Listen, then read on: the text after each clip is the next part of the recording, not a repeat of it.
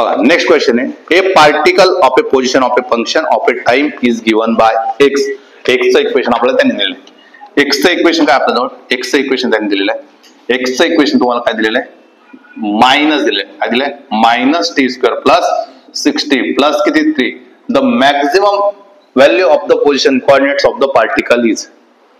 Maximum value विचारलेली आणि कोणाचं विचारलंय, maximum value of the position of a coordinate of a particle is. चलो त्याला काय करणार, डिफरन्शिएट करणार, dx बाय dt म्हणजे काय येणार आहे, -2t प्लस काय 6. आणि या पण माहिती ना आपल्याला यांनी, आणि मायनस आलेले आहेत. मायनस असेल तर काय होतो, मिनिमा भेटतो का मॅक्झिमा, निगेटिव्ह असेल तर काय भेटतो, मॅक्झिमा. आणि इथं शब्द दडदडीत बोलले त्यांनी मॅक्झिमम, म्हणजेच काय म्हटलं, -2t प्लस 6 बरोबर कोणासोबत इक्वेट करायचं, 0.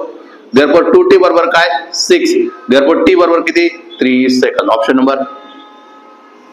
नंबर सॉरी टी आता शिकालं 3 सेकंद, पण त्यांनी विचारले व्हॅल्यू, विचारलं काय त्यांनी व्हॅल्यू, बरं झालं क्वेश्चन मध्ये 3 सेकंद ऑप्शन आहे का, हो होता. पण त्यांनी काय विचारले, कोऑर्डिनेट्स विचारलेले. काय विचारले त्यांनी, कोऑर्डिनेट्स, व्हॅल्यू नव्हती विचारली. टी कोणत्या सेकंदात तो मॅक्झिमम होणार आहे. मग इथं टाकायचे आपल्याला. मग एक्स बरोबर काय, मायनस किती 3 चा स्क्वेअर प्लस काय 6 इंटू किती 3 प्लस किती 3 म्हणजे किती झाला, -9 प्लस किती 6 18 प्लस किती 3. हे किती होऊन जाईल, 9 प्लस 3 म्हणजे किती झाला 12. किती आला 12 ना, 9 3 12. Option number